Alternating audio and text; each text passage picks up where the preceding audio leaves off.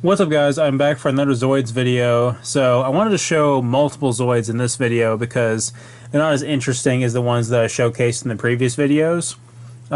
They are the old Hasbro wind-up Zoids. They're not the Kotobukiya HMMs or the Takara Tomy Modeler Spirit series. So they're not quite as interesting. There's not as much to talk about, so I figured I would showcase 3 of them this time. These are all of the wind-up ones that I own, so I can get them all in one video, aside from one other one that ties into another video, so I didn't want to show that one off quite just yet. But some of these original designs for these model kits have been around since the 80s, and we're going to talk about that now. So I'm just going to go through these one at a time. So the first one I want to talk about here is the Terra Striker. So a little bit of history about this guy. This was actually the very first Zoid that I ever built. And he has had quite a hard life. He is not in the best of shape. He has two little missile pods right here that are missing. He has missiles on the back, and he has a little. You can see that little nub right there is actually a machine gun on his head. But he's taken quite a bit of damage over the years. His head doesn't really stay on anymore. It doesn't fit snug on that peg anymore. It just kind of waddles around. So a little bit of history about this model itself, though. This was originally introduced in the 1983 Zoids line, and it was also available in the 1987 European line under the Marvel Comics series, and it was a red Zoid known as Zark, and it was supposed to be like a miniature version of what the hell was that guy's name? Then it was the Terramander. He had a special name as well in the 80s comics. So this was like a smaller, like a henchman of that character, so to speak. But yeah, quite a nice design. I really do like the. He's supposed to be like a pterodactyl type Zoid. Very simple. He also had a blue it was more like a teal almost color variant in the 80s series as a blue Zoid. I'm not sure if he had a different name, but the red Zoid variant of this guy was known as Zark. So we also had the Robo-Strux, I think it was in 1989, for this guy in the US, and he was released as black and gray, which looks probably pretty cool, I would assume, although I've never actually seen one in person. So this one right here is the Hasbro one, which came out in 2001 or 2002, based off of the exact same model. So this is, you could literally side by side compare it, and it's exactly the same as it was in 1983. And it has the same exact color scheme and storyline significance as the 1999 Takara Tomy one. So this is the Hasbro one released for the anime. It's a little bit dusty. It does have the wind-up motor. Although, maybe I will try that. I haven't really used that in years. His wings are supposed to flap, and his... oh, look at that. He's actually working really well. I haven't used that in a long time. His wings are supposed to flap, and his legs are supposed to walk. The legs walk pretty well, but the wings don't really cooperate too much. I think because, as a kid, I pulled up on this a little bit too much to get him to pretend like he's flying. So, in terms of storyline significance, in the anime, the Terra Strikers belong to the Helix Republic, and they are sort of a light armor scout flying vehicle. And they're pretty mobile, but not especially fast compared to other flying Zoids that would later be implemented. But they were mainly used for scouting and for low violence aerial combat against smaller targets and small encounters against the Gylos Empire. So they were seen very prolific throughout Zoids Chaotic Century. And then in New Century Zero, we get one of the members of the Blitz team has one of these at the beginning. I think it's Jimmy. Is that his name?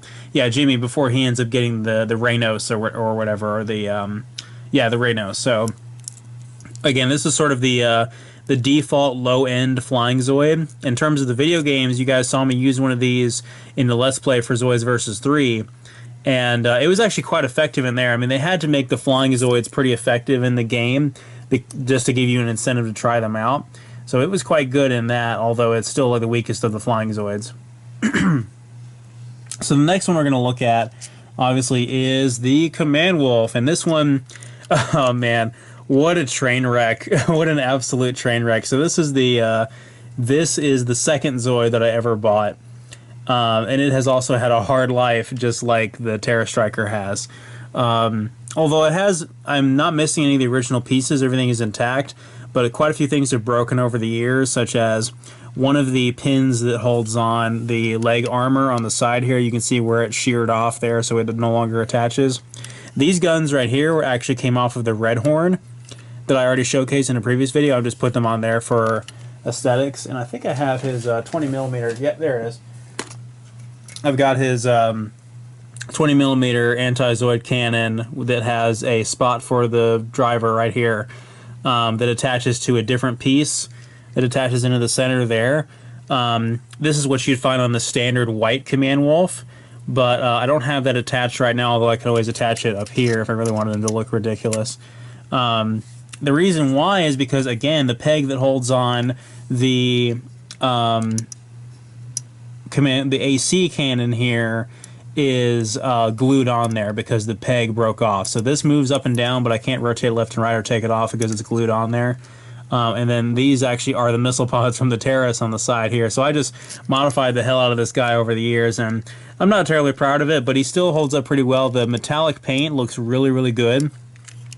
So this guy, again, was first introduced in the 1985, I want to say. It was a Zoids 2 era Zoid, and it had it was called, I think it was just called Wolf, but he came around the same time as like the Shield Liger and that kind of thing, and so it was one of the more advanced ones. But he has the wind-up motor as well. I'm not going to use it right now, but what's supposed to happen is you're able to change gears to where you can have this, when his neck is all the way up on this setting, he'll walk really fast, and you can bring it down here where he'll walk slower, and then finally bring it down here where he'll walk very slow and just kind of crawl along like a stealth mode. Some people have his head displayed in the center like that. I always keep it high up. His jaw opens, I believe. There we go. And then obviously the cockpit lifts open. A really nice touch about this model that I really, really like. I love the orange color that's the translucency of the cockpit. I love how there's this control console that folds down on top of the Android Pilot there, which is really nice. I've got this one decked out in the stickers that came with him. So again, this particular Command Wolf again would be introduced in the 1999 series for the anime and all that. I think I just lost one of his little plug things. I'll find out where that goes in a second. For the anime, and so the Command Wolves in Zoids Chaotic Century were all white. They were pure white. They had the 20mm anti-Zoid cannon, as you can see right here. Those were the stock Command Wolves that were used by the Haley Republic. And then Irvine had his own personal custom Command Wolf that was the same kind of gray and red color like you see right here, and it had the long-range rifle on it. So in New Century Zero, I was Brad, I believe, at the start of the series. Yeah, it was Brad that had a Command Wolf just like this. It was blue and had the AC cannon on it, as well as boosters, as you can see down here.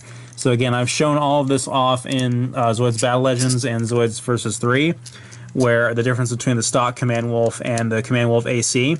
There are actually 3 different variants. Those 3 different variants of the Command Wolf that I just talked about are also available. They're available in Hasbro, in Takara, and in Kotobukiya high-end master model. And I have I'll actually show it off on screen here if I can get it. I have a unbuilt stock Command Wolf HMM that I will build after I finish the Shadow Fox. So that will be another video very soon, and I'll get to do like a size comparison, because they're both 1/72nd scale, but I can't help but feel like that Command Wolf will be bigger and more detailed than this one, but we'll see. So there is a blue Command Wolf AC HMM, and there's also the Irvine one, and I think there's also the Empire one, which is like a bright, almost pinkish red, and this translucent cockpit is a green, which is a really cool color combination, honestly.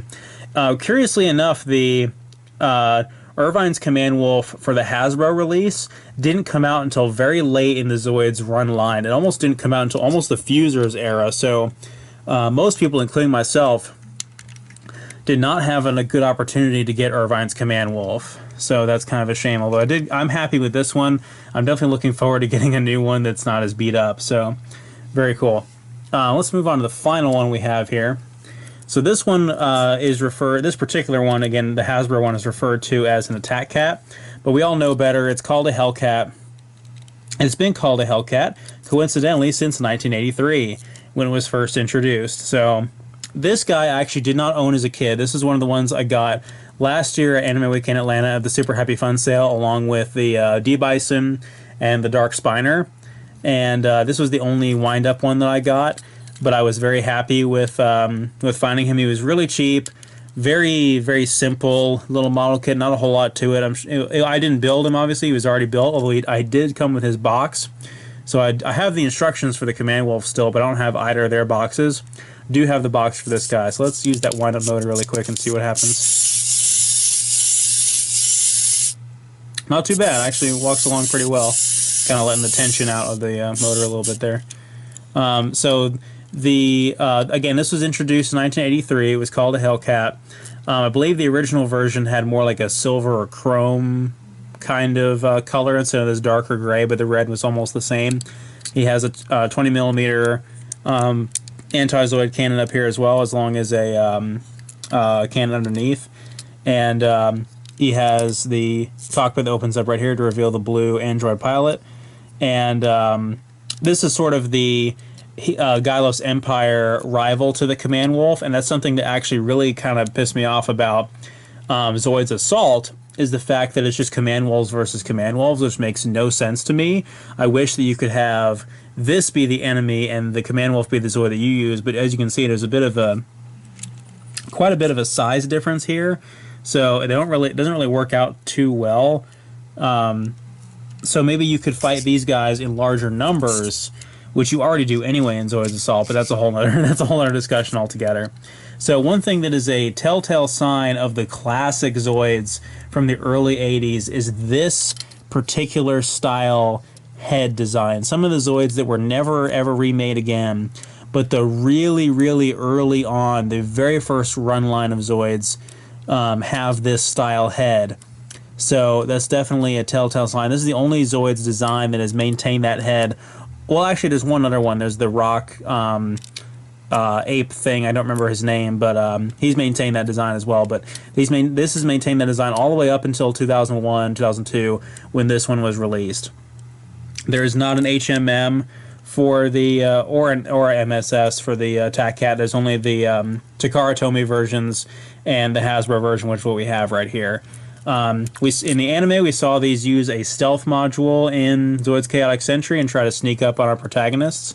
And in the game, Zoids Battle Legends, you guys saw me pilot one of these at the very beginning of the Gylos Empire campaign and fight the Command Wolf. So we actually got to see that happen. I didn't really use one at all in Zoids Versus 3.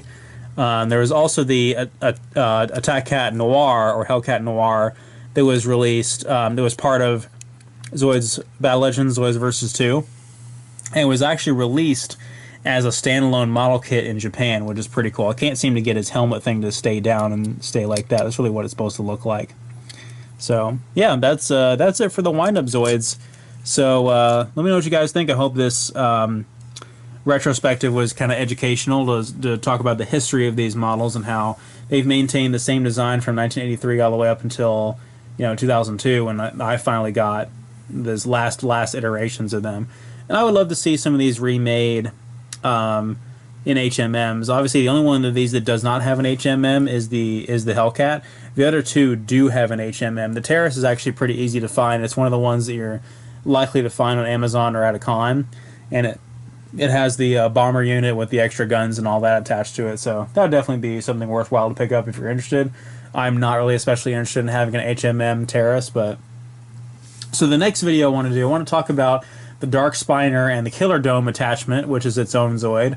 And I also have another little announcement to make. So a friend of mine managed to get a hold of a brand new type of Zoid that I've not shown off yet here on this channel, which is it's not really a model kit at all. It's actually more of a figure. And that is the Zoids Aggressive Series Zoid. And this is the Hayate Liger from Zoids Genesis. So that's going to be a really cool unboxing. This guy is still sealed. So that'll be a future video where I open this guy, and I hope you guys will tune in and check that out with me. So I'll see you guys next time.